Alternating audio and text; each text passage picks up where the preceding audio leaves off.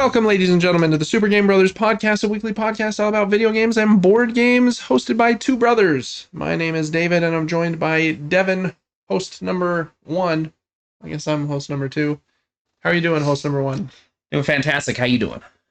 Oh, yeah, great. You didn't know I was going to throw the question right back at you, did you? No, it was caught me off guard, but no, doing okay.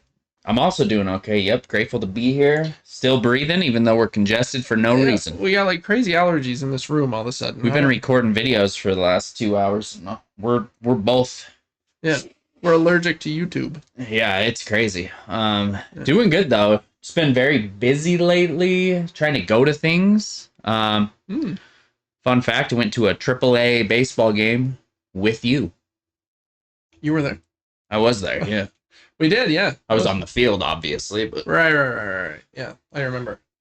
Yeah, that was pretty fun. There's a not major league team in Utah, but a minor league.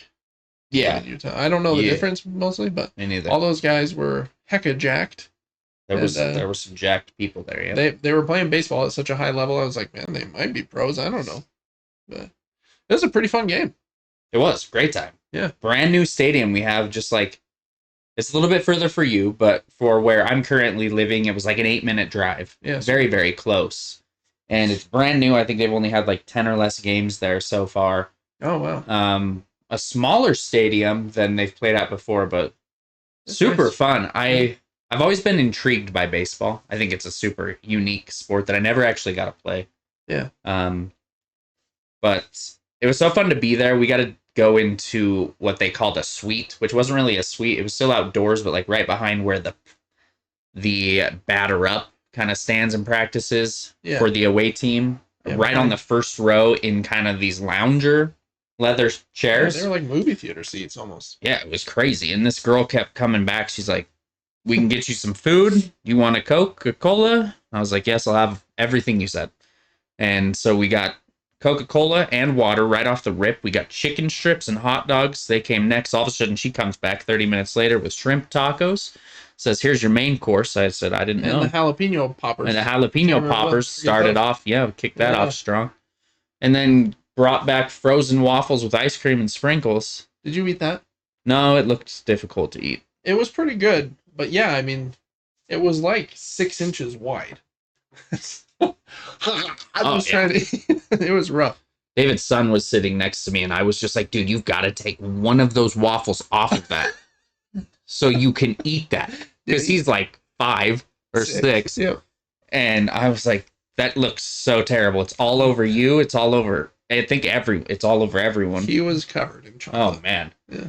Yeah, but super fun experience. Love the baseball sounds, the cool nostalgic music. They play between like every batter. They're just having unique audio between every batter. Yeah. It was a beautiful evening, perfect weather, 60 degrees. And yeah, it was nice. Sunny and no wind, and it's a good time. Yeah, it was super fun. Our dad got like tickets to that suite from like a sales rep that really wants like his company to sell their product or whatever. So it was nice to be able to go for free too, and just kind of vibe. Yeah, and they're bringing the only way I could have gone. All the food, me too, that you want, and nicest baseball seats I've ever sat at for sure. Baseball's a cool sport. Like it is. There are some sports that are just kind of like that. It's like a lot of waiting, and then just like moments of like pure athleticism for like 10 seconds. Yeah, it's kind of like golf in a way. Yeah. Like it's a unique sport that not as many people play, but you don't really go and pay to go to a baseball field. At least not in Utah. It's not like one of the biggest sports. I feel like other states like love baseball. Like I think it's called like American pastime, right? Like I think it's a very big sport, but it never really has been here. It's just kind of second fiddle to hockey and basketball. Yeah, it's super cool. I think that you always say if you could be a professional in any sport, it might be golf, and I could agree with you there. But I also feel like it'd be super cool to be a professional in baseball. Yeah. Like, I mean, you're eating so many sunflower seeds, and occasionally you just get your moment. Yeah. And every player has, like, their own theme song when they go out there. We got someone on our team named Kaboom. Yeah. He's, like, third in the batting lineup, designated hitter, and his name's Carter Kaboom. Oh, shoot. He was meant to either play baseball or, like, build dynamite. Absolutely, he was. Those were his only two job options. So, man, some of those dudes were so big, like so strong, and Oh the way yeah. they can like whip their hand, like rocket that ball. Yeah, it almost looks like gravity doesn't take an effect on the baseball a lot of times. Yeah, Throwing from base to base, it almost just stays flat. it reminds me of golf in that way, where like the pros look like they're barely swinging, and the ball just like missiles out of there. Right. And same with the baseball players, like they look like they're barely moving their arm, and it's all in their wrist, and then the Uh-huh. ball's just like a missile. It's great. It is a missile, yeah. Yeah, So yeah. that was cool. That was a fun game to go to. I agree. Super, super fun. What else have I done recently? Um, I went to our niece's preschool graduation. That was an interesting experience for me. Oh yeah, preschool stuff's fun. It was funny. There were like 12 kids that were graduating, and they all taught us that they knew how to count to 15, and Wow. that they like learned a couple songs, and then each kid would walk up and they said the kid's favorite color and what they wanted to be when they were older, or what they wanted to do when they were older. And some of the comments were hilarious. It was like, this is Carter, his favorite color's blue, his favorite food is rainbow popsicles, and when he grows up he wants to be Lightning McQueen. Yeah, yeah. And there were just like way funny comments like that. That's That just made no sense, but it was wholesome. It made me look at my future and go, okay, one day I want this. Yeah, kids are great. Yeah. They're so tiring and exhausting, and teaching little humans to like grow up and try to be good humans is like so hard. Oh, I bet. Yeah. But, yeah, preschool kids and kindergarten stuff. I just went to just yesterday morning, because it's the last week of school before summer is out for our elementary school here. And our elementary school does like a dance every year. And so each grade has practiced this dance for months. And so all six grades plus kindergarten perform like a 2 or 3 minute dance to some song. And so I went to that yesterday, and watched my second grader and kindergartner dance their songs. One of them to a song from Lilo and Stitch, and the kindergartner to the Genie song from Aladdin that Robin Williams sings. Okay. Yep. Yeah, Thank you got it just from that. I did. That was good. Cue. And it was kind of funny just to watch all the kids be crazy and dance. They're really fun and kind of endearing at that age, for sure. But, it is hard.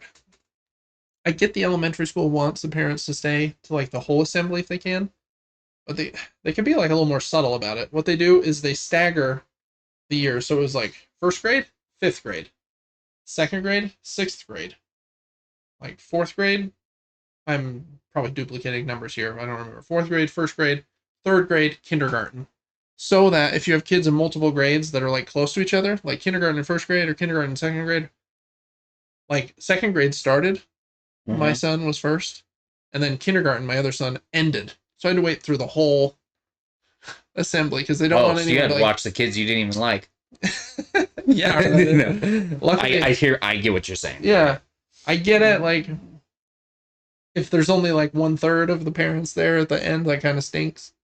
But no one's there for the last performance. But I see. Yeah, it's all. Yeah, that makes sense. But like, I don't know. I was like, man, I just watched 5 dances I don't care about just to see these 2 that I halfway did. But yeah, I don't know. Kind of funny. Elementary school, man, what a weird place. Yeah, other than that, this week hasn't been too crazy. Just golfed a few times. Played at TopGolf on Monday, which was fun. We did like a new tournament that we just started, and I actually won this week, and so I got the TopGolf trophy. If you can see it here. Who can't see it? You can see it's the Harbor Open Cup at TopGolf. Oh, whoa. And my friend, I think, I'm not 100% sure if this story is true because he's very sarcastic and funny, but he said he went to like a soccer game of his daughter's a few years ago at a middle school that was like refurnishing, and they were selling a bunch of their old trophies from their hardware cabinets or whatever. Oh. And he said so they just had a bunch of them for $1 a pop. Oh, why not? He said, so I bought 30 of them. So you have to go back 15 times to fit them all in the car. This is a marching band trophy. You can see like the marchers. We should just put golf club heads on those sticks they're holding. That's true. We can maybe pull that off. Turn it into a golf trophy. I don't know what we'd make this. What would this be? I could add like a stem, make it look like a club, or turn it into a golf bag. I don't know. Anyways, I say we break it off, just get a little golf cart. Or I could put a golf ball in there. Yeah, we could do a lot of things with that. We'll get right on that. Yeah, that's priority number 1 in my life, for sure. Absolutely. Anyway, so lots of golf. It's been fun. I feel like I'm swinging better since I started standing a little bit farther from the ball, which has been good. So, man, golf is the best. I wish it was a little cheaper, but it's so fun. Other than that, I don't know if I have much. We're going on a vacation this weekend for Memorial Day, up to see grandparents. There's going to be like 30 of us in this house. It's going to be busy. It's going to be crazy. But it'll be a good time. I do like going up to see Grandma and Grandpa. Now they've retired. I imagine they'll have more time to just like be around and hang out with us. I don't know what's going on. Oh, they'll find an excuse to get out of there. To get out there? To get out of there. Oh, yeah. Sorry, it's 5 o'clock. We got to go to bed. Yeah, they're funny. No, it'll be awesome. Yeah. Excited for that. Other than that, Devin, I don't know that I have much else. Let's just hop right into Super Movie Brothers. I did watch a movie this week. Wow. It was The Hunger Games, Ballad of Songbirds and Snakes. I've seen it, but I don't remember it. I don't know if I wrote down the title correctly, but that is the title that is like seared in my brain, but I don't know if it's right. I don't know either. It's the latest one about Cornelius Snow. I think that might be his name. I think like 50 years before the Hunger Games or something like that. It was good. I give like a 6 out of 10. It was like fun. Yeah, I feel like that's not that good. Well, yeah, I don't know that it is either. I think that it reviewed pretty well though, and which is the reason I watched it. Right? Yeah, I just feel like there's a moment at the end where these characters that you think like each other and are gonna like elope together, like really quickly unravel, and like it seems like someone's lying to somebody else, and then wham, they're gone. And then they just split up. Yeah, and I was like, what just happened? It seemed like they didn't give enough context in the movie that was probably in the book. I've read the Hunger Games trilogy, but I have not read this new book, so I don't know. I felt like I was putting some pieces together that I didn't really know what was what, but it was kind of fun. We watched it with some friends, and I was telling them, I mean, as you know, I like a good like action movie or horror movie that, you know, might be a little bit violent at times. Sure, yeah. And this movie was trying real hard to keep that PG-13 rating. You got like people getting impaled with tridents. You got some throats being slit. People stabbed. And on all of those occasions, the people affected, their body's not full of blood. Just no blood anywhere ever. Oh, really? It was kind of crazy. And I was like, okay, they're trying real hard. You know, which is probably good for like most family audiences, but it was me and my wife and adult friends, so you know, nothing too crazy. I think my light's freaking out, so I'm gonna turn it off. It might have been on the whole day. I don't know what's going on. Anyways, Hunger Games: Ballad of Songbirds and Snakes. I'd give it an okay rating. Did you like it when you watched it? You remember thinking it was no like... idea. Yeah, I don't remember 2 weeks ago, as you clearly saw from our episode on The Last of Us episode 5. Yeah, that's all right. It was brutal. It happens. They blur together sometimes, especially if like you're watching it and you're like, this is not excellent. Then I don't know. They do kind of blur together. I watched one other movie. Go for it. Forgot to mention. I guess just last thing. Please be what I'm thinking. Is I guarantee it's not. Dang it. One of my favorite movie directors is Denis Villeneuve. Absolutely, me too. Yeah, he directed. Currently, he's doing Dune, and he's done both. Wow. He did one of my favorite movies of all time, Prisoners. Right. Great movie. And Arrival. Yes. Mm-hmm. I feel like I'm maybe missing one or two.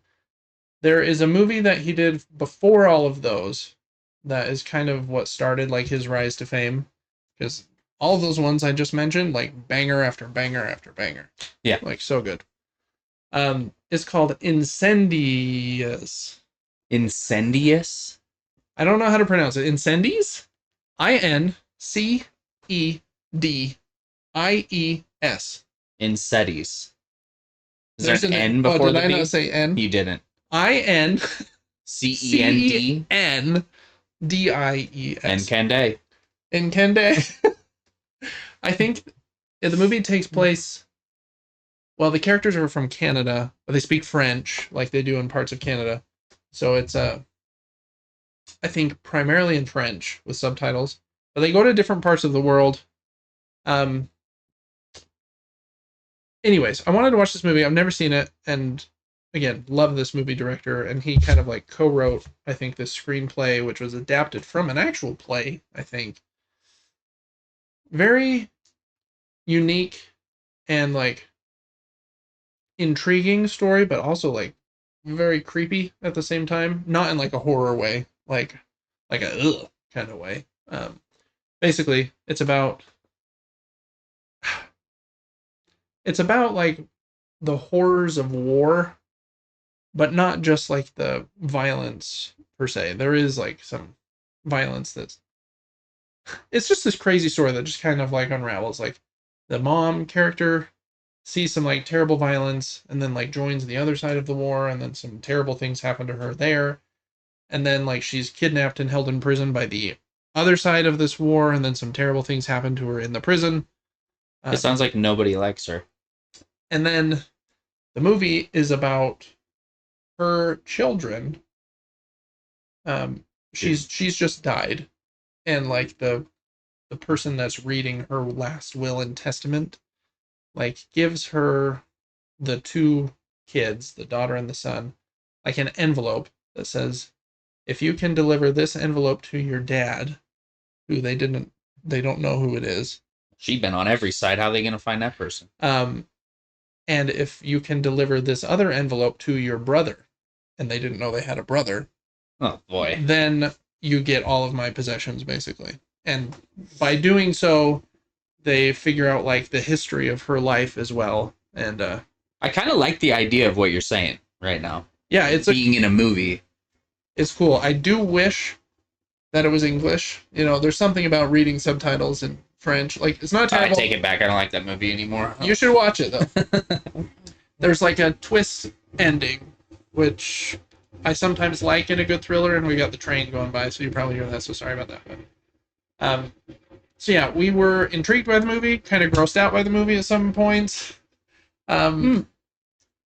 It's not like incredibly violent or anything. It's just the grand reveal at the end is both like surprising and also a bit gross if you think about it for too long. So okay. I'll leave you with that little clue. Thank you. So Incendies, I definitely think that just for my sensibilities, Prisoners and Arrival and Dune are better movies that I love way more. Oh, his other really popular one is Blade Runner 2849. He directed that. Oh, wow. Okay. So excellent director. Does like very beautiful shots and stuff.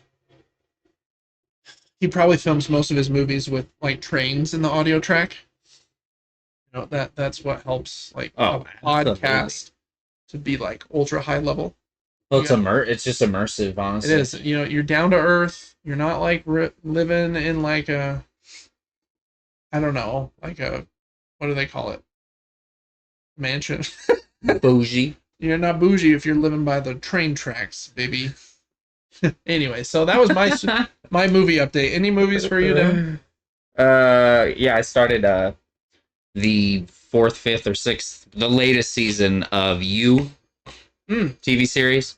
So I watched like 4 or 5 episodes of that, and then I laid in bed the next day, launched the app, and Netflix says, we noticed that you're not a part of this household. So I didn't get to finish that. Yeah, I love that. And then I noticed that Final Destination Bloodlines is doing okay in theaters, so I was like, I'm going to go catch up on some Final Destination. I know I've seen 1 or 2 of them. So I watched Final Destination 3, which was kind of fun, goofy, very weird.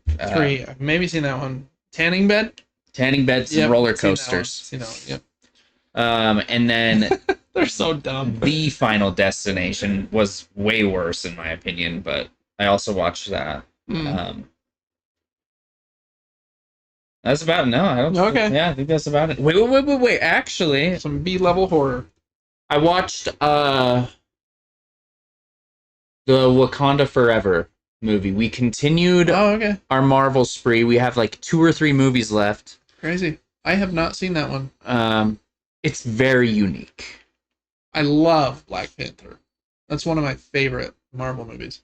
Oh, it's super good, and he is sadly not in it because he passed away. Yeah. So his sister kind of takes on the role in a way, and the enemy, I'll say, is very unique. They find a group of new people that no one even knew existed.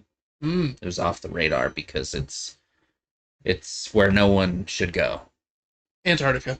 The ocean. The ocean. Get out of here. Fish people? Yes, exactly. They're riding whales, and I was not about that life. So we watched that, and then we finished Thor: Love and Thunder as well, which is super goofy.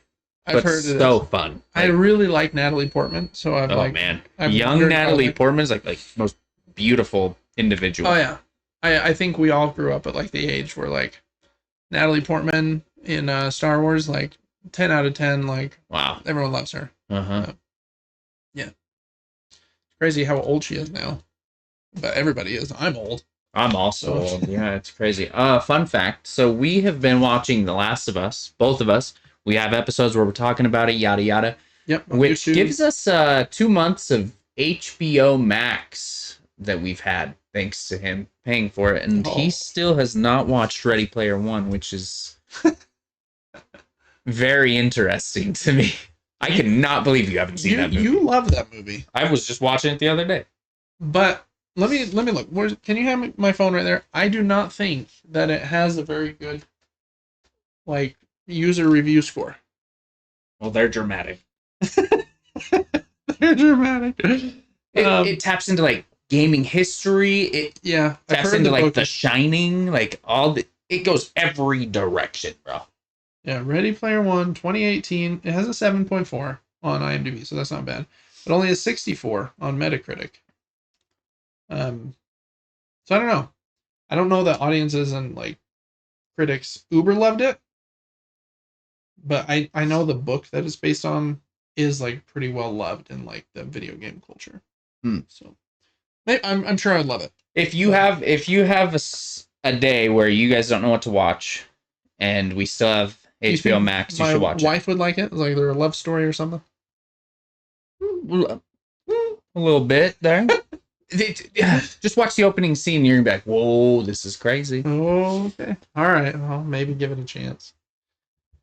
With that said, though, we're going to hop into the episode. Devin just called out our conversations about Season 2 of The Last of Us on HBO. Make sure to check those out on YouTube.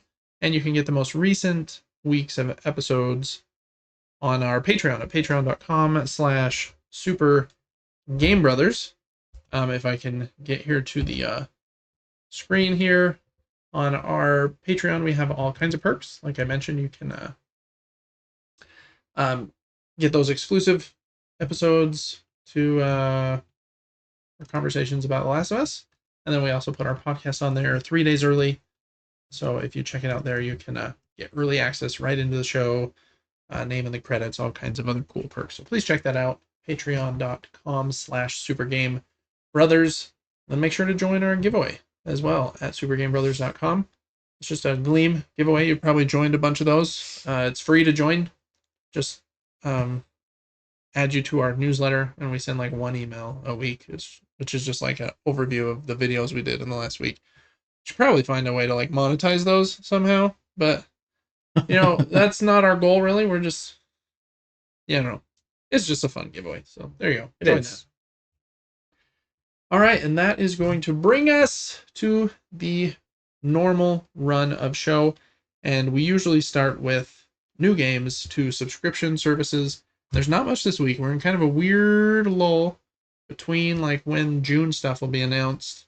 But there is a few things. So first up, we're going to a board game arena, and dang, do they have a banger! Oh, this is like your favorite game this week. This game has been for rolling right? Number one favorite game of all time on a couple of my videos before.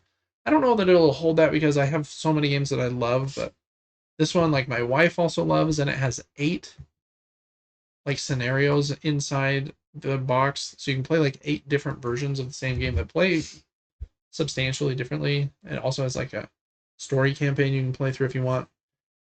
But it plays like Welcome to, so if you liked Welcome to Your Perfect Home, one of the best roll and writes ever, I think this is like the perfect sequel to that.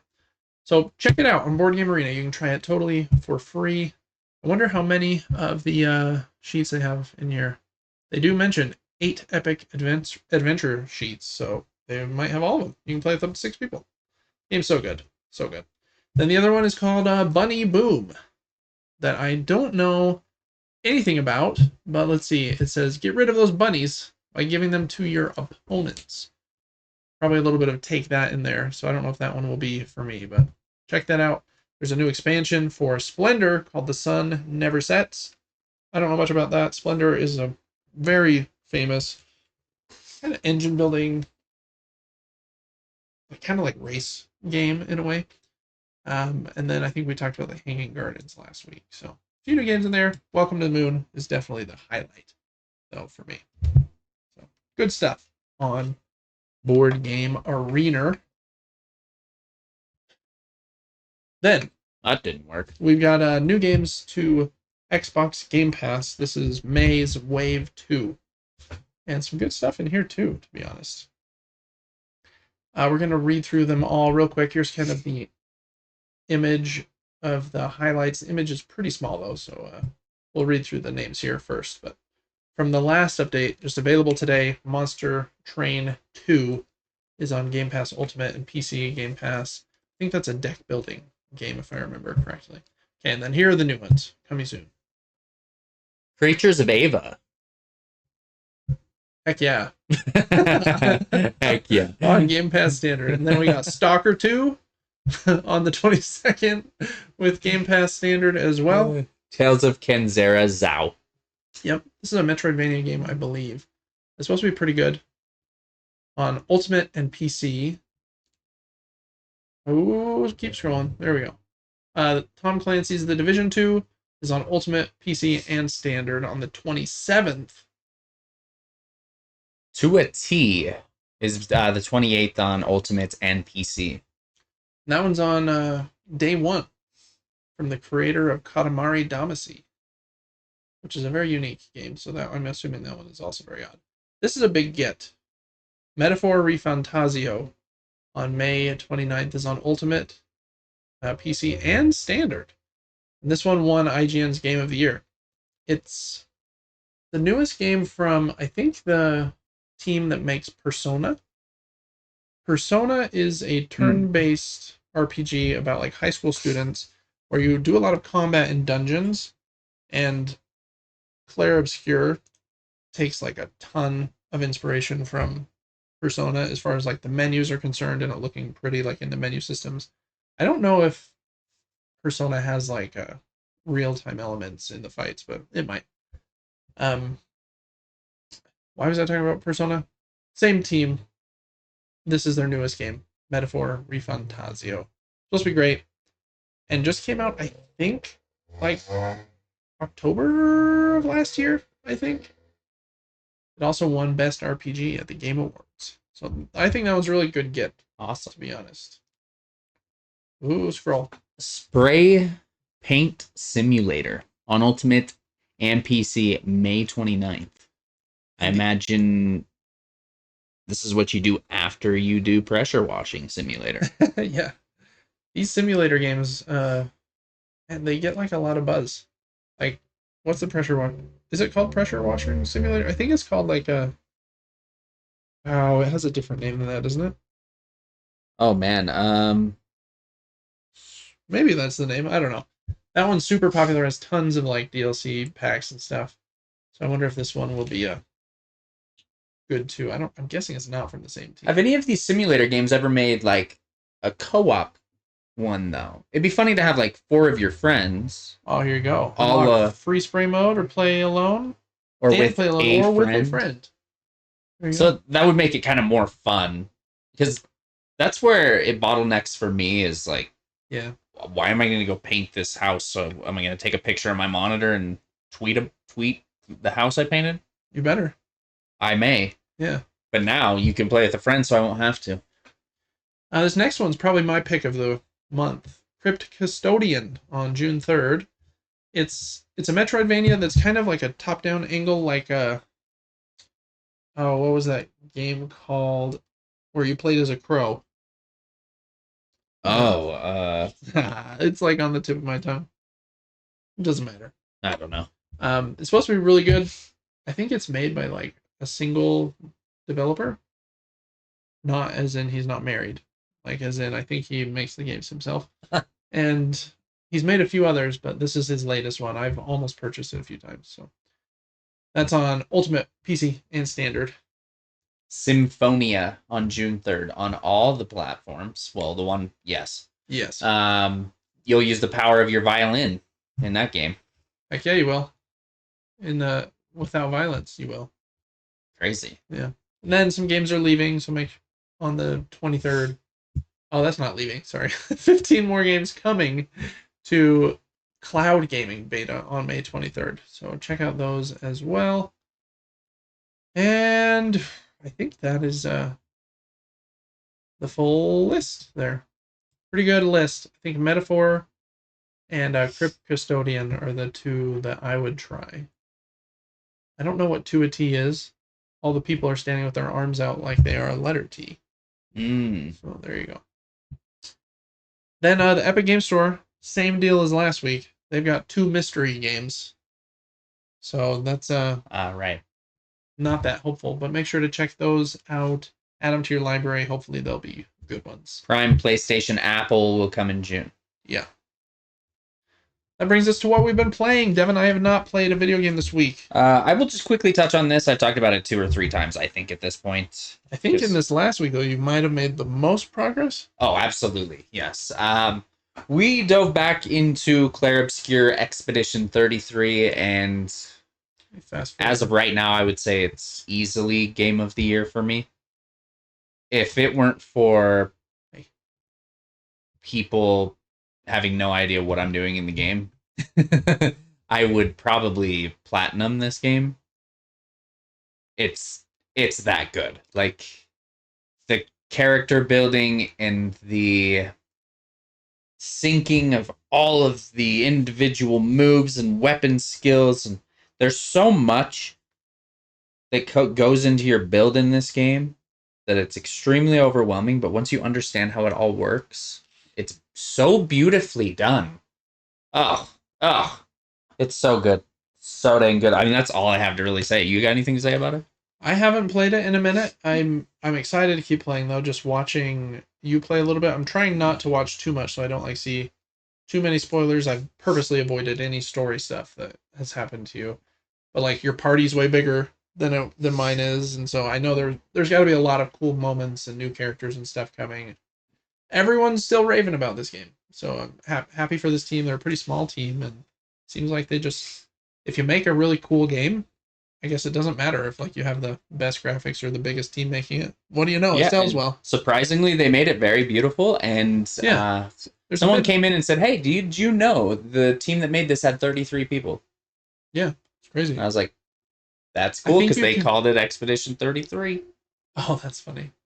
I think you can kind of tell, in some ways, the game's pretty, but there's a bit of artifacting and the character's hair and stuff. Mm-hmm. Some of the things aren't perfect. Oh, agreed. But I can tell by the map system. Yeah, and there's no mini map and stuff. Mm-hmm. But you totally forgive those just because the game is so excellent. And if it was Activision making the game, you wouldn't forgive them because then 1,000 people would have worked on it. It's a great point. You judge harder when you have an expectation from previous. That is one reason I creations. love playing new indie games, because I feel like they're more risky. They'll try something new.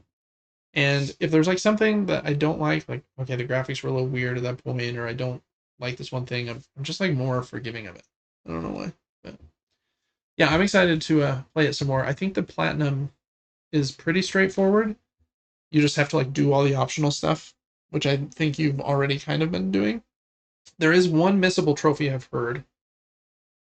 At like the very beginning of the game, you go to like this little market and you have a coin you can spend at one of 3 different vendors.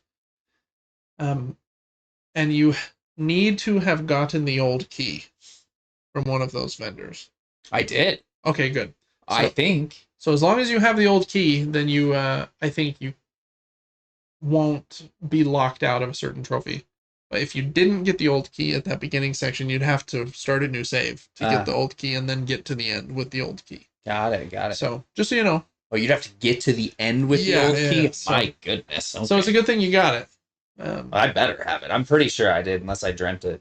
I think I did too, because I like used my 1 token, but then like did something with a different character that gave me 3 more or something, and then I like bought everything from every vendor, I thought. So I'm really stoked for you to dive further into this, because you'll understand the importance of fighting things when necessary and exploring and going to dangerous areas even when you're underleveled. Just for the it's so dang good. I am completely shocked. In my older age, I would almost prefer this combat system over a Souls game. Just because it's not so like overwhelming. You can control the math on the one side, and then there's only like 1 or 2. Just doing things in the right order, understanding the mathematics, and really perfecting a build is almost more fun to me nowadays than having to perfectly dodge. Yes, for 10 straight minutes. Right, yeah. I get what you mean. It's so cool. It's so dang cool. I never thought I would dabble in a turn-based game, and I'm stoked that I did. I just fear that there's not too many that do it this well yet. We'll see. Maybe I'll play Metaphor or Persona and... Yeah, I think you would like those maybe, but for different reasons. Where like those have like the fighting like this, but then like they also have the story during the day where like you're a high school student and you plan out your day, like which people are you gonna hang out with, and I want my relationship with that person to be really good, and like I need to go to work for a few of my hours, and so that one's like a bit more of like a calendar system as well, where this isn't trying to be that for sure. But, so very different, but yeah, it is definitely all the buzz still. So I'm excited to get back to it. Just haven't been able to this week. For board games, I played a couple. I don't remember if I put the links to them out here. Orapa Mine? I did. Yeah, we played Orapa Mine last week. I think we briefly talked about it by showing the box. I played it again with my wife. Okay. I definitely felt smarter the second time, like asking better questions. Oh, really? Yeah. And to my wife, who likes board games, this was like a bit overwhelming to her. I think just like it was to us on our first play, like you ask a question kind of at random, see where the laser bounces, and you're like, I don't know what all those things could mean. And it took us a while to finally get there here in our like playthrough. Like I think this playthrough video is like half an hour, and I don't think most plays of it will be that long after you've done 1 or 2. But, so yeah, it was fun to play again with my wife. I don't know that this is like a Lacey game, but I think she'd give it another try for me, and I showed it to a couple of my friends, and I think that they would like it. So I think it's awesome. Very cool. Yeah, game. It was super cool. Very unique. I think it's on my list of games to bring to on our vacation next week. I'm making a little pile over there. So for me, not to cut you off. Oh, you're good. Go for it. For me, this game is amazing, but if each person gives clues correctly and answers the right questions, and the questioner understands the answers given and understands the mechanics of the game perfectly, I think you will almost always conclude on nearly the same turn. Yeah, we were wondering that in our conversation. Like, does it, with these shapes, which both players have the same shapes out, does it almost always take 12 good questions to answer, or almost always take 13? Yeah, if both parties understand the game perfectly, I think you're going to come out with ending about at the same time, but throwing the moderators in there, like the clear block and the black one, could, in my opinion, make the game twice as good, Yeah. but also really confusing. Yeah, for reals. Yeah, it's a good question. Then it would make me nervous that if two people are pretty evenly matched and have played a bunch, then does it become luck? Like, okay, I asked a good question here, and it happened to be a spot where no laser hit anything, so I didn't get any information back. Mm-hmm. But the other player asked about a laser here, and it happened to be a really good clue. And I'm like, because if they're evenly matched and it just kind of, whoever asked the luckier, better first few questions usually ends up winning. That is a bummer. So it'll be interesting to see how it goes long term. I'm wondering if the 3+ player mode will end up being my preferred method, because then one person makes sets like the jewel map up, and everyone else has their own sheet and asks questions separate. Like on your turn you get asked a question, and then on the other person's turn they ask a question. Everyone can hear the questions. So they're all writing down for everyone's questions every turn. Yes. That reminds me of Clue.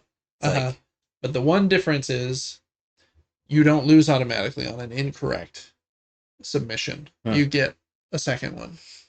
And so I think that would maybe introduce people being more likely to like go for it. Like, hey, I think Devin's close. I'm just going to go for it on this turn and hopefully get it. So maybe that becomes like the preferred play method. You're almost guessing at 90% information instead of just knowing the answer at 100%. Yeah. So it'll be interesting to see what the long-term, I don't know, playability of this game becomes. Because on first blush, super cool. But then you start thinking about it too much and you're like, is it too evenly matched, or is whoever just luckily chose the better spot first going to win, or what? So we'll see. Also haven't tried either of the difficult pieces yet either. So cool game. The other one I played was a kids game with my kids and my wife. And this one is, it's very old. I think it came out in like 1980 something. But they've made a few different versions of it. This one I got at Target for $8 like a few years ago. And we've gotten our $8 worth, that's for sure. It's called Forbidden Bridge. And you have this little explorer, think Indiana Jones kind of dude, on a canoe. And you have to get him like across the river and up the side of the mountain, and then across this bridge to get a gem out of this statue's hands. And then you have to take the gem back to your canoe, go back up, get a second gem, and then go back down. And then if you can escape with 2 gems on your person and in your canoe back through the entrance to the river, you win. The twist here is you roll dice, so it's roll and move. And one die tells you how many spots you can move. The other die tells you what special like ability you get to do. One of them lets you steal a gem from someone if you start or end your turn on the same space as them. One of them lets you might be able to see this. The bridge has these little like hooks on it, where like if you're the first person to be on a plank of the bridge, you're gonna like put your guy on the spot that has these hooks that like make it so you're really anchored in. One of the dice lets you move someone else's person to a non-anchored spot on the plank, so they're more likely to fall off. I think there might be another side, but the other main side is the statue head. And when you roll that, before you move, you press down on the statue head, and it kind of goes down and has like this, it must be a system of gears or something inside, and he shakes like the whole bridge. Oh, wow. Which is a fun kind of toy factor, especially for kids. If you fall off the bridge, then wherever you land up is where you are. But then on your next turn, for just one movement, you can rope back up to a plank. So you're not like, you don't have to start all the way back, because that would take forever. We actually played it that way the first time we played it. It made it awfully long. It was terrible. But but you can rope back up like you had a safety rope or something. If a gem falls out of your backpack, because they're not like in there super tight, they're like in there okay. When you fall off, if the gem falls in the water, it goes back into the tiki man's hand. If it falls onto one of the jungle spots, it stays there. And then if someone's down there, they can just move and pick it up from there. So there's a little bit of like luck in like falling off, and I like got really lucky when I was playing with my kids, and one of them pushed the tiki head, and I fell off with the gem in my backpack, and it didn't stay in my backpack, but it landed on the same jungle spot as me. So on my next turn, I could just pick it up and then just walk it over to the canoe, which is only 4 spots away instead of like 17 across the bridge. So you get a little lucky with the bridge. It's a very silly game. Kids really like it because the thing shakes around. But those are the 2 games I played this week. We played Orapa Mine last Thursday, Wednesday or Thursday, and then Forbidden Bridge. So just some quick ones. Orapa Mine is definitely the pick out of those 2 games. But if you have young kids, I have a 6-year-old and an 8-year-old, and they both were vibing with it. I'm seeing this picture here. Is this an older version? Because that thing is creepy looking. But kind of funny. Yeah, there's been quite a few versions. I have this one that had the bridge I just showed and comes in that box.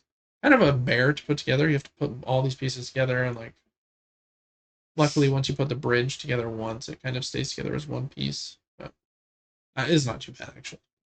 I don't know what I'm complaining about. But those are the board games that I played this week. I imagine like the old version had like a pull cord, like a lawnmower. You had to fill it with gas. Yeah, exactly. Had its engine idling the whole time. Yeah, it'd be nice. Yeah, that'd be amazing.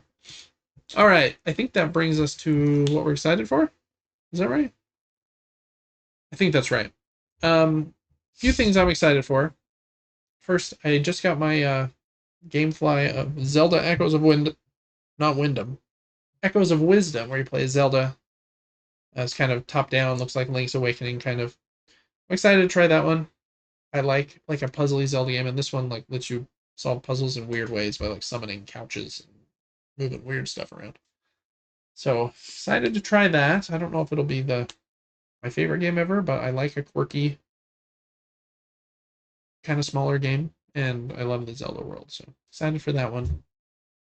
And as far as video games are concerned, the big ones this week and next week are definitely Doom, The Dark Ages just came out.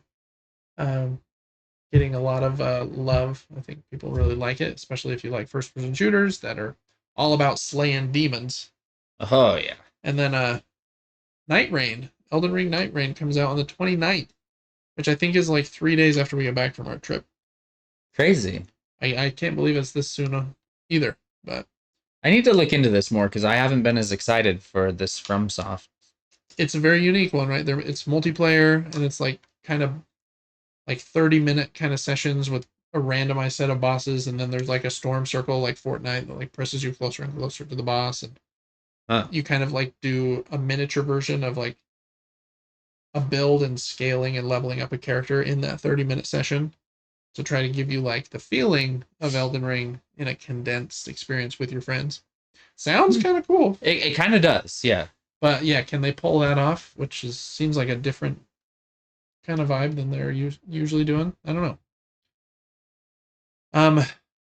So yeah, we'll see. I guess the other thing, Devin, I'm just gonna go to our faces so we're not just staring at this forbidden bridge. If I can, here we go, face. Switch 2 comes out the week after that. Yeah, it's super soon, actually. Yeah, super crazy. I don't know if you announced this yet. Oh, go for it. Did you? No. Well, yeah, no, I did. Oh, you did? You told everybody? Yeah, okay. Yesterday. Oh, okay. Good timing. So yeah, we tried really hard to get a Switch 2 pre-order, and we did not get one for like 2 weeks. Mm-hmm. It was kind of crazy. But I had all these tabs on my computer open for those couple of weeks, just refreshing them every once in a while, and I follow a few like deals accounts on Twitter that post things like very fast. And at like 12:30 at night, I just happened to be awake because I think I just got home from TopGolf, and I saw a post that said like, "Hey, some people are getting orders to go through on Walmart. Just a heads up." And so, wabam, logged in, got one. And then it wasn't the one with Mario Kart, so I was kind of bummed. So then I sat up for like another 45 minutes refreshing the one with Mario Kart, just a bunch. All of a sudden, that was available. Wabam, got that one too. 2 Switches, baby. Oh, yeah. So excited. Devin's going to have one on launch day. It's going to be crazy. Super Game Brothers, we always persevere. And yeah, that'll be fun. We'll do an unboxing and Devin will plug it in and go through all the settings, tell you what to set it to. If I understand the settings, then I'll tell you. You'll understand them. I think so as well. So, I think it'll be fun. I have that Donkey Kong Bonanza game on lock from GameFly, so it'll be here in July. Playing a lot of Mario Kart, I'm sure, and I don't remember what else, but some stuff. Oh yeah, some of the stuff. The Switch 2, so that'll be kind of cool as well. I'm surprised that is somehow only a couple weeks away. Same. All right, for board games, I'm gonna go down to the table real quick. If I can, where is it? Table only. I have a mess of stuff here. I just did an unboxing of one of these games that I'm excited for. So 3 games I'm pretty excited for. First one is the one here on the table. It's the newest game from, well, I don't know if it technically is anymore, but I think it came out last year from Garfield Games, Ezra and Nehemiah. It's about the biblical people, Ezra and Nehemiah. And I really like kind of their art style. I have one of their games, Architects of the West Kingdom, and this is the game kind of sprawled out and all the cards and pieces and punch outs I still haven't done. Just got this one from work as a gift for my birthday. That was kind of fun. Oh yeah, it was my birthday last week, so surprise for me.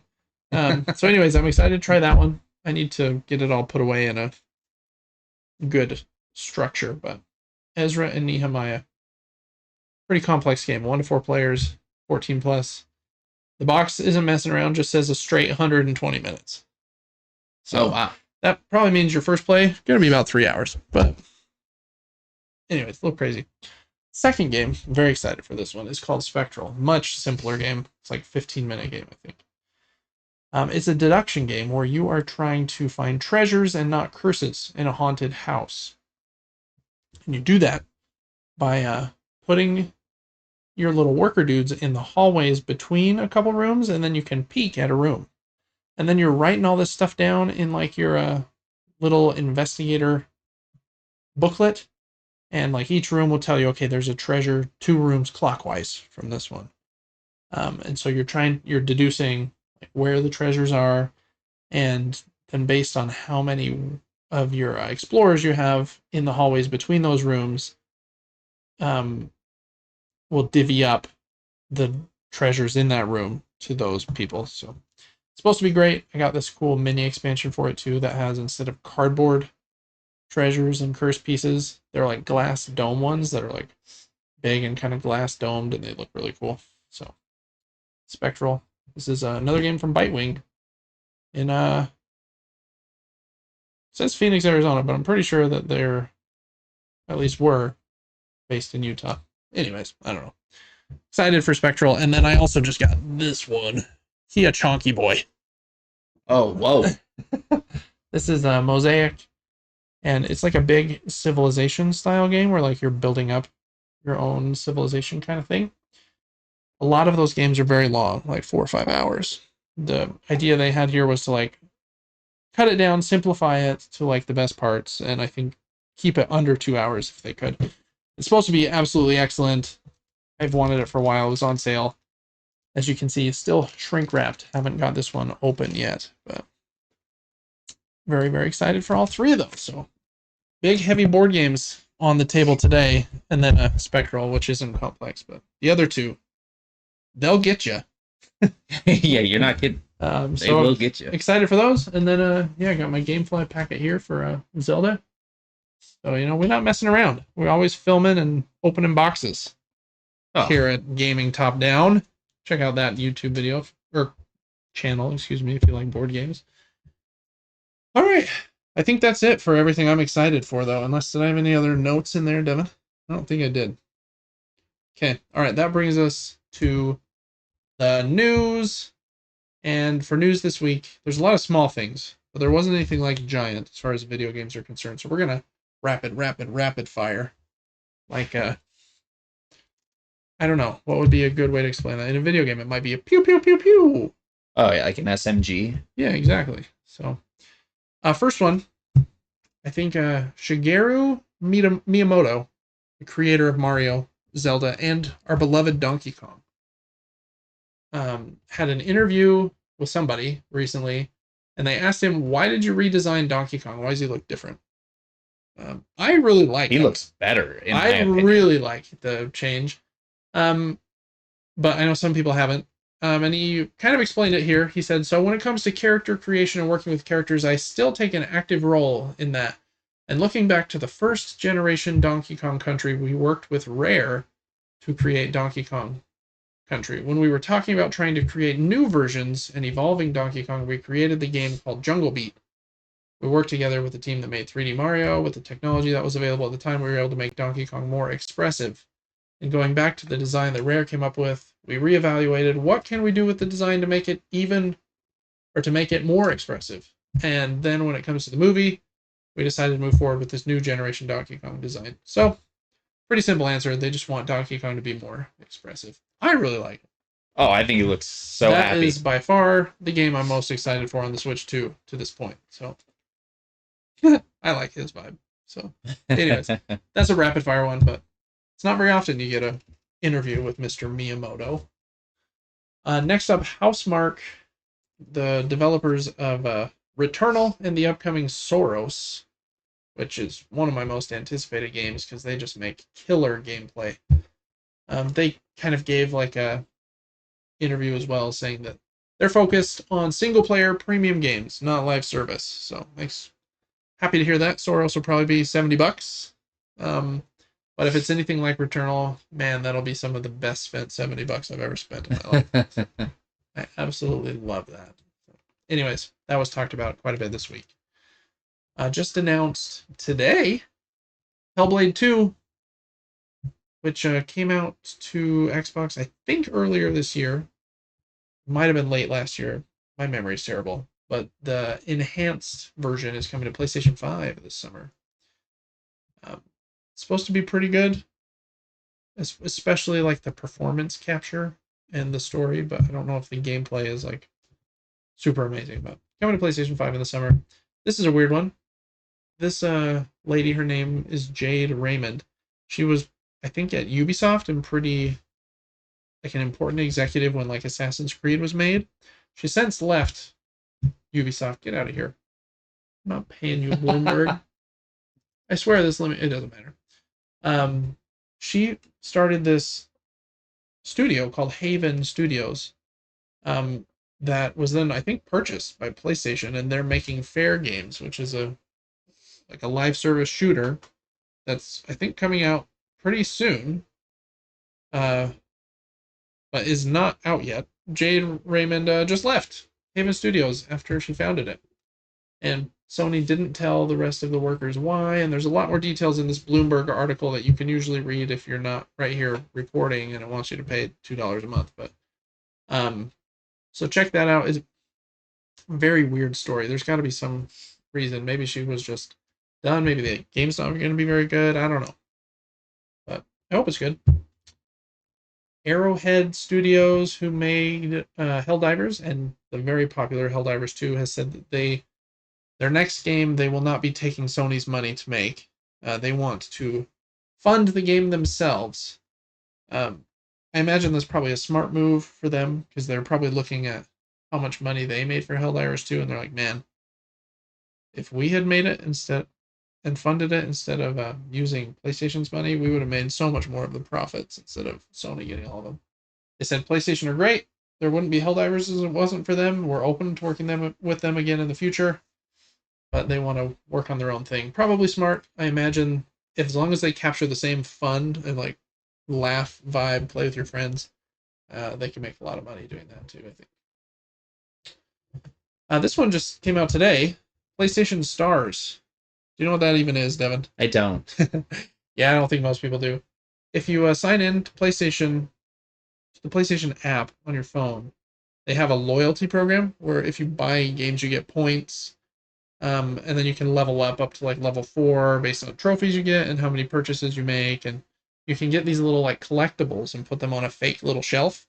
Like I got uh the Chaos Blades from God of War just sitting on a little Ooh. shelf in my PlayStation Stars room. Oh my gosh. Yeah. The thing I most use it for though is like any purchases I make, I get points, and you can redeem those points for like a $5 wallet funding or $10 wallet funding. They're shutting it down. There's a lot of details here on the PlayStation blog, but you got to redeem your points by November 2026. And they said they're thinking about new ways to evolve our loyalty program efforts in the future. So we'll see what they do. It's a pretty new program, just started 2-3 years ago. So I'm surprised it's already gone. It must not have been making them more money though. So it's gone.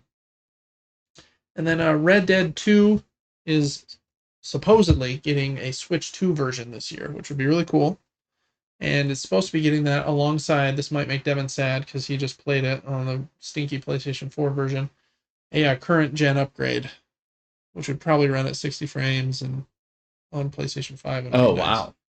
which would be very cool. Yeah. It's kind of bummer timing for you, but it is. What a great game, though. So good. I haven't played it in 5 years, so I would maybe play it again after that upgrade comes out. Fortnite is back on the App Store if you want to play it on your phone, which is definitely the best way to play Fortnite. Absolutely. With 2-thumb touch controls. Mm-hmm. Yeah. But if you have like, what are one of those? What are those controllers called that like split open and your phone goes in the middle? Jawbone? That's not it.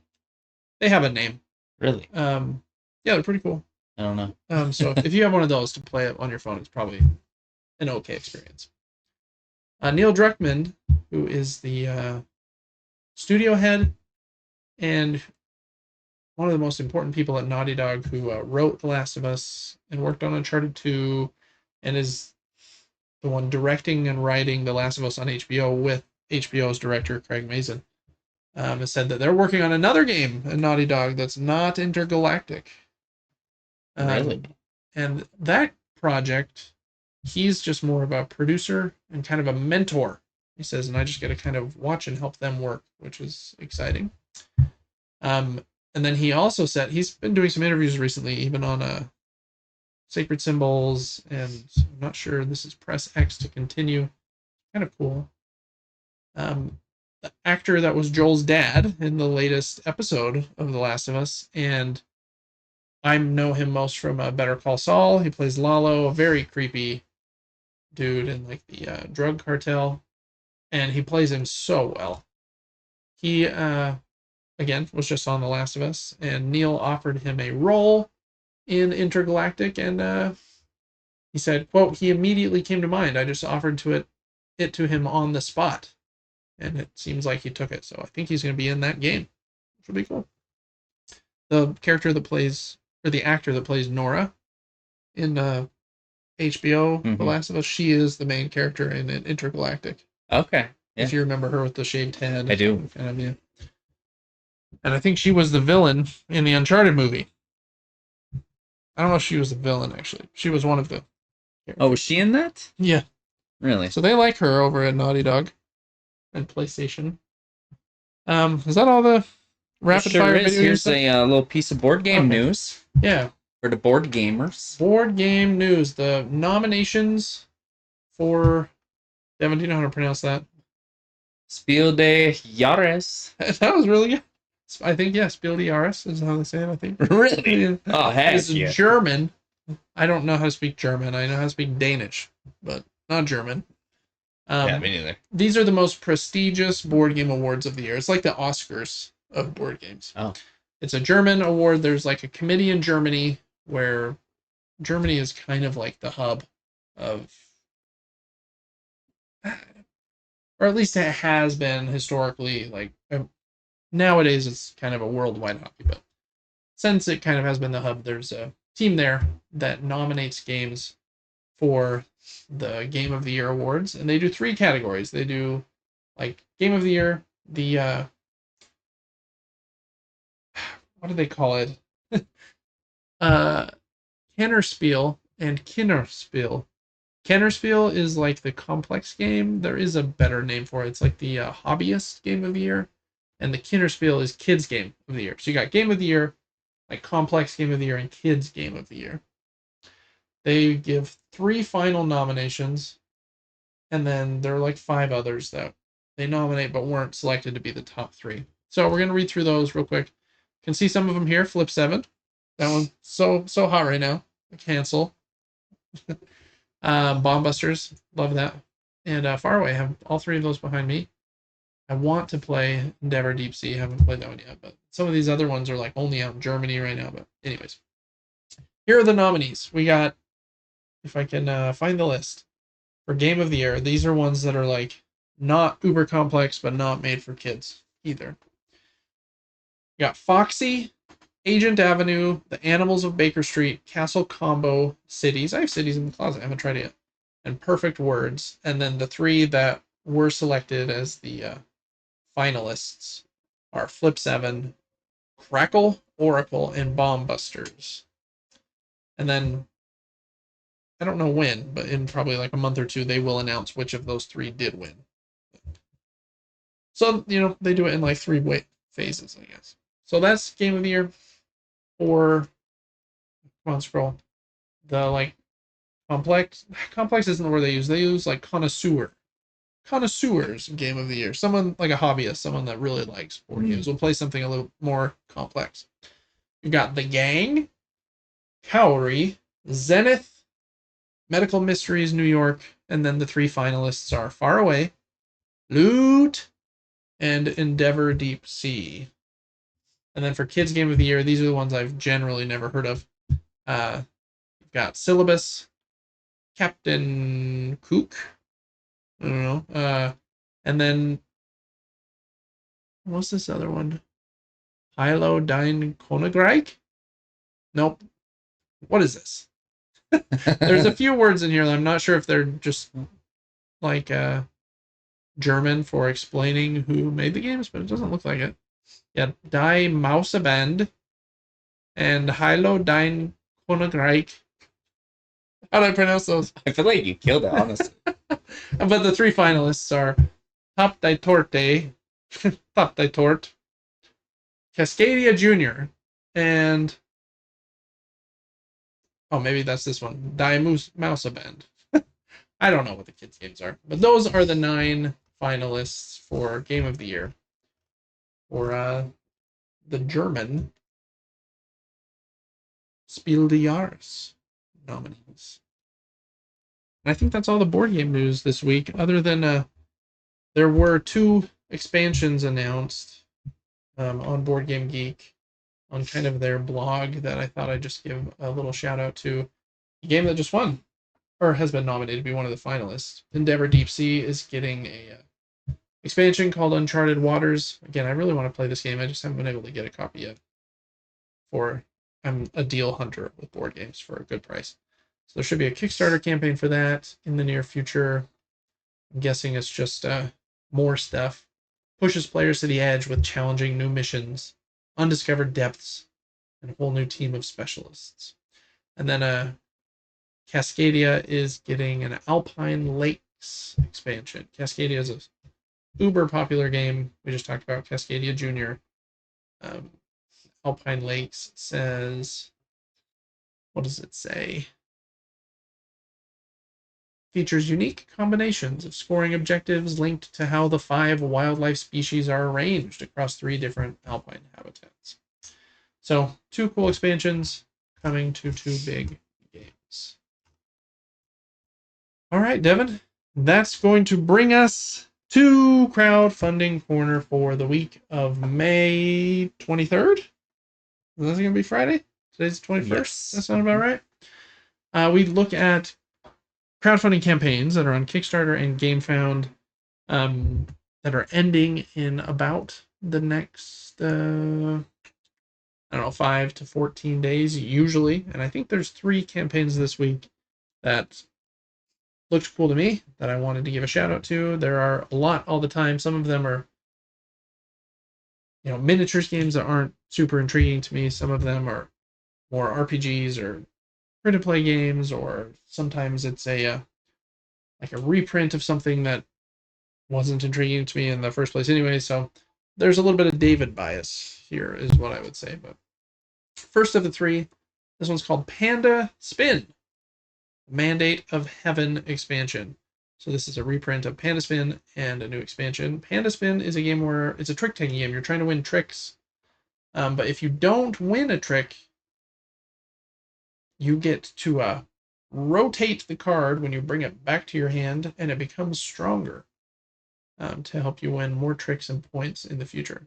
Very cool idea. So the cards have kind of like two halves, and I think that's a very cool idea. I also love the art on the cards.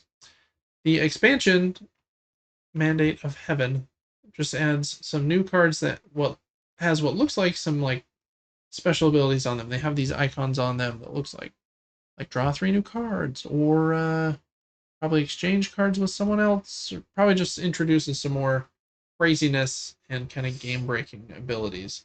I haven't read through the rule book, but just looking at the icons there, that's kind of what it looks like. Pretty good price for it.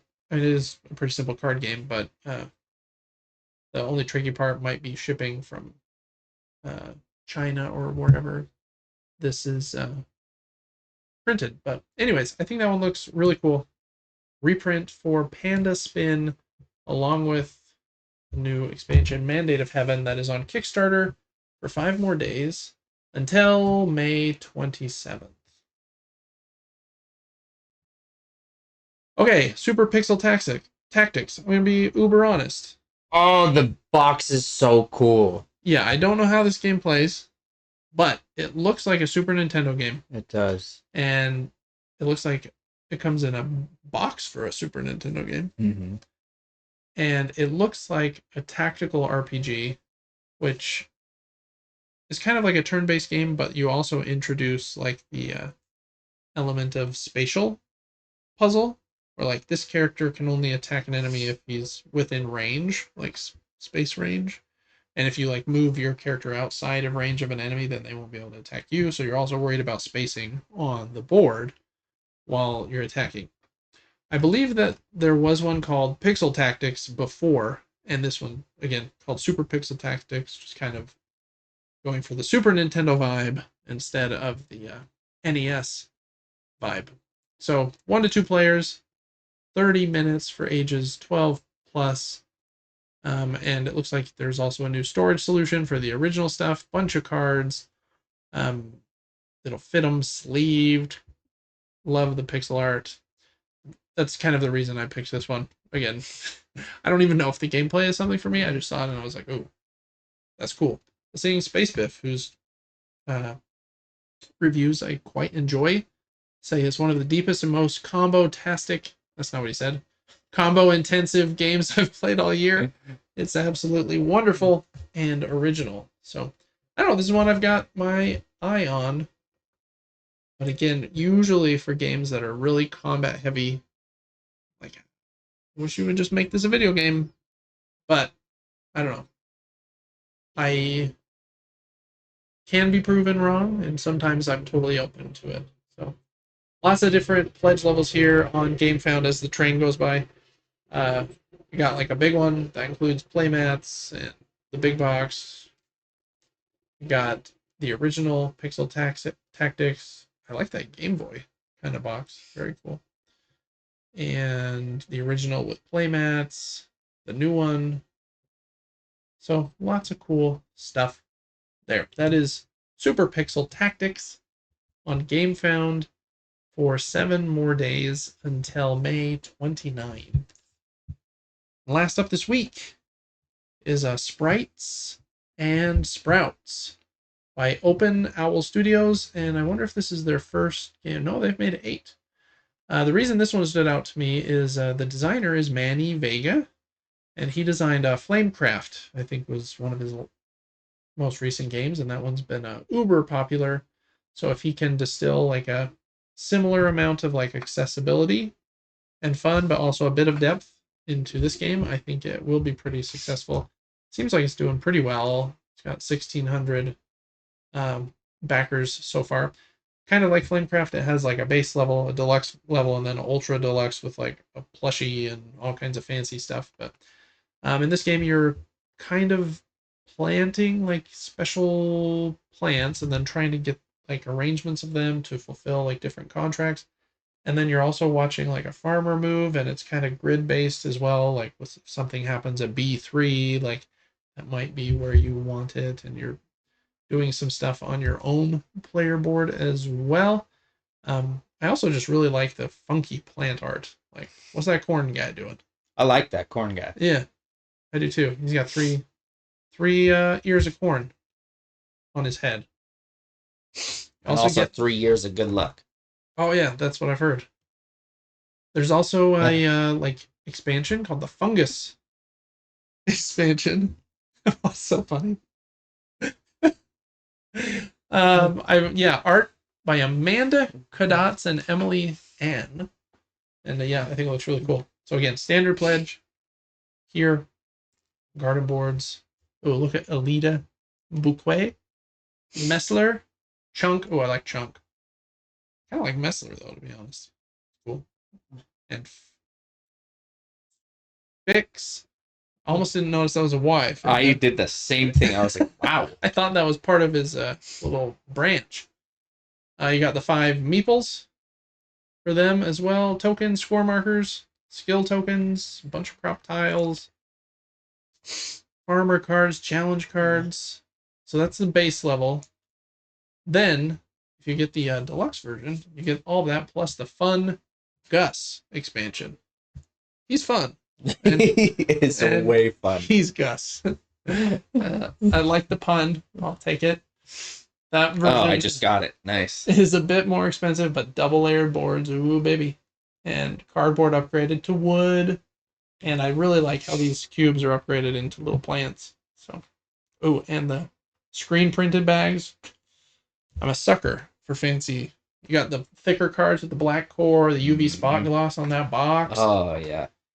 And then, here's Fun Gus and his crop tiles. Then, you got the bigger one that also comes with 6 magical miniatures with Myth Drop Wash. So instead of the meeples, you have cool little wooden miniatures for each character. Those are very nice. They're very cool looking. And then, for the big boy, add to everything I just said, you got the neoprene game mat. I like that it's a white back. Most of them are like a black back. You get pins for all the characters. Oh, you got Cornhead. Awesome. I like him. Yeah. Well, who's the best one? It's like Grape Beard. You got Strawberry Locks. Hair tips. Oh, Strawberry Locks. I like that. Cornhead. Grape Beard. Grape Beard. Carrot Top. And there's 4 of them. And then you got Punk plushie.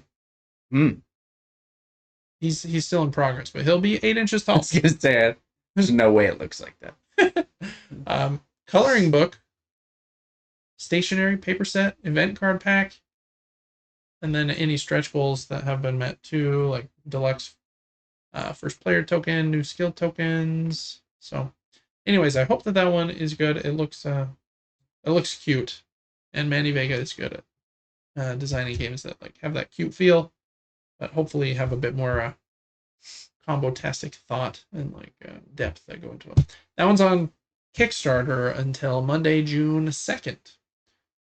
And that's going to do it for our 3 games this week. So, Devin, which of those 3 is going to be your pick of the week? It's a little bit difficult for me because I don't really know how they play that well right now. Tricky. I'm just gonna say Panda Spin. Good pick. Probably. I think that one looks like an excellent card game. I like the idea of the card getting better if you don't win. It makes you feel a little better about yourself if you don't win the trick, I think. So I had wanted this one for a little while. Haven't been able to find it, so this Kickstarter might be one of the only ways I can. We'll see. But good pick. I think it's cool. I also just really like the cards. I have another kind of trick-taking game with similar Japanese art called what are you called? It's a tiny little box. Oh, that's gonna dry. Oh, right here, Yokai Septet.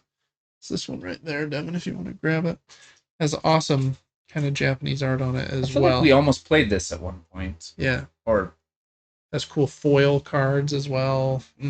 So I'm all about that cool artwork on a card.